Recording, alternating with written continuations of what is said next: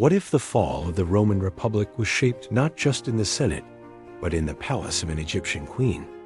In 48 BCE, Julius Caesar, Rome's most powerful general, arrived in Alexandria.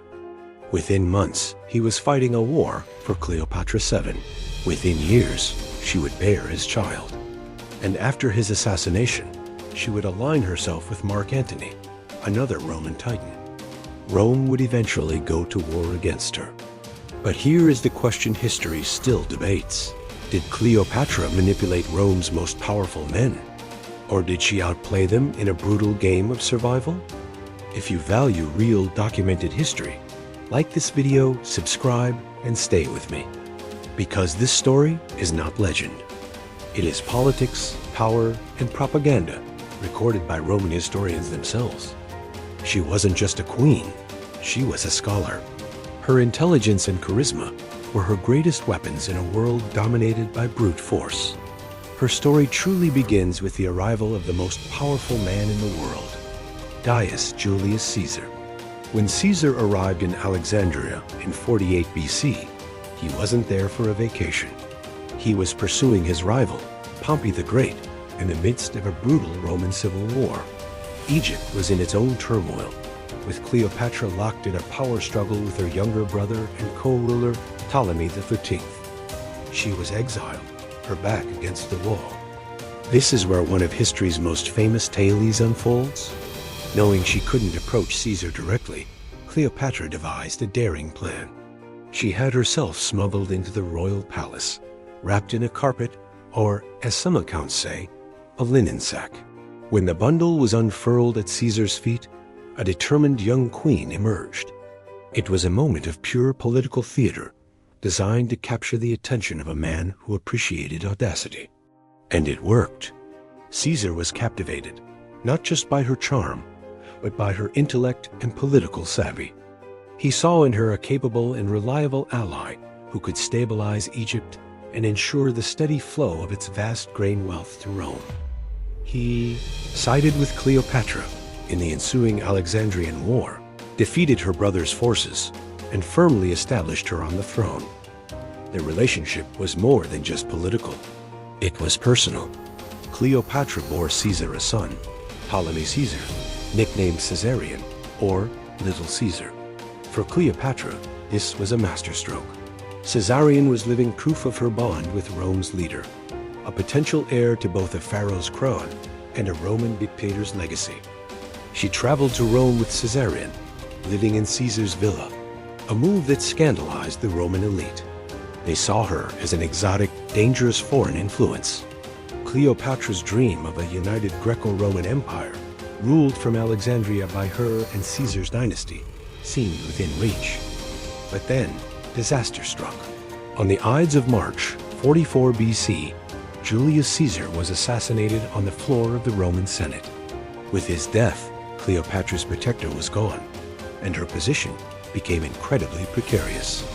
She fled Rome and returned to Egypt, her dreams shattered, her future uncertain. Rome was once again plunged into civil war, this time between Caesar's assassins and his avengers, led by his adopted son Octavian and his loyal general Mark Antony. It was Mark Antony who would become the second Roman giant in Cleopatra's life. After the Battle of Philippi, where Caesar's assassins were defeated, the Roman world was carved up between Octavian in the west and Antony in the east. Antony, now the master of the eastern provinces, needed money and resources to fund his planned invasion of Parthia, Rome's great rival. And the richest prize in the east was Egypt. In 41 BC, Antony summoned Cleopatra to meet him in Tarsus, in modern-day Turkey. Cleopatra, now a seasoned political player, understood the power of spectacle. She didn't arrive as a supplicant. Instead, she sailed up the Kidnus River on a magnificent golden barge with purple sails and silver oars, rowed by attendants dressed as nymphs. She herself was dressed as the goddess Venus, reclining under a golden canopy. It was a breathtaking display of wealth and power, designed to enchant and overwhelm Antony. And once again, it worked. Antony, a man known for his love of luxury and grandeur, was completely smitten. He abandoned his plans and followed her to Alexandria, where they spent a legendary winter of feasting and revelry. Their connection was immediate and intense, a partnership of equals built on mutual ambition and genuine affection. Unlike her relationship with Caesar, which was perhaps more calculated, her bond with Antony seemed to be one of true passion. They had 3 children together, the twins Alexander Helios and Cleopatra Selene, and another son, Ptolemy Philadelphus. For Antony, Alexandria offered a world of culture and sophistication that starkly contrasted with the rigid, austere society of Rome. For Cleopatra, Antony was the key to securing her kingdom's independence and expanding its influence. Together, they envisioned a new Hellenistic empire in the east, with Alexandria as its capital. This ambition was put on full display during the donations of Alexandria in 34 BC. In a lavish public ceremony, Antony and Cleopatra sat on golden thrones. Antony declared Caesarion to be Caesar's true son and heir, a direct challenge to Octavian's legitimacy.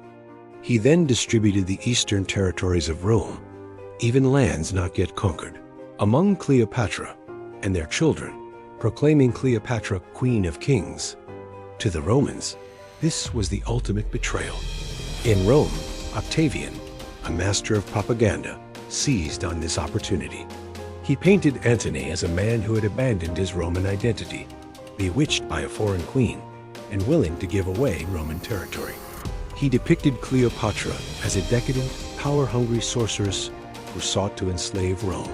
The narrative was simple, effective, and deeply xenophobic. Octavian positioned himself as the defender of Roman tradition against a corrupting Eastern threat. The propaganda war worked. The Roman Senate, swayed by Octavian's rhetoric, stripped Antony of his powers and declared war not on Antony, but on Cleopatra. This was a clever political move, framing the conflict as a foreign war rather than another messy Roman civil war. The final confrontation came in 31 BC at the naval Battle of Actium, off the coast of Greece. The battle itself was a tactical disaster for Antony and Cleopatra. Their large, heavy warships were outmaneuvered by Octavian's smaller, more agile fleet, commanded by the brilliant Admiral Marcus Agrippa. At a crucial moment in the battle, Cleopatra's squadron broke through the line and fled back to Egypt. Antony, seeing her leave, abandoned his own flagship and followed her. His fleet and army, left leaderless and demoralized, soon surrendered. The end was now inevitable. Octavian pursued them to Egypt. As his legions closed in on Alexandria in 30 BC, Antony received a false report that Cleopatra had taken her own life. Devastated, he fell on his sword. He was brought, dying, to Cleopatra's mausoleum, where she had barricaded herself and died in her arms. Left alone, Cleopatra faced her greatest enemy, Octavian. He wanted her alive. His plan was to parade her through the streets of Rome in chains as the ultimate prize of his victory, a living symbol of his triumph. But Cleopatra would not be humiliated. She was a queen, a pharaoh, a goddess in the eyes of her people. She would die as one. According to the famous account by Plutarch, Cleopatra arranged to have an asp, a venomous snake, smuggled to her in a basket of figs. The snake, a symbol of divine royalty in ancient Egypt, would grant her a dignified death. She dressed in her finest royal robes, lay upon a golden couch, and allowed the serpent to deliver its fatal bite. When Octavian's men broke into the tomb, they found her dead, with her 2 loyal handmaidens dying beside her. She was 39 years old. Octavian was denied his ultimate prize, but he achieved his ultimate goal. With Cleopatra's death, the Ptolemaic dynasty ended, and Egypt was formally annexed as a province of Rome. Caesarion was hunted down and executed, as Octavian chillingly declared, "2 Caesars are one too many." Cleopatra's children with Antony were spared and taken to Rome to be raised by Antony's spurned Roman wife, Octavia. So, who was Cleopatra? A victim of Roman expansionism? A brilliant strategist who almost succeeded in creating a new empire? A passionate woman who gambled everything for love and power? She was all of these things and more. Her story is not just a tale of seduction. It is a story of a formidable leader fighting for her kingdom's survival in a world of giants. She played the game of power with immense skill, using every tool at her disposal: her intellect, her charm, her wealth, and her body. In the end, she lost.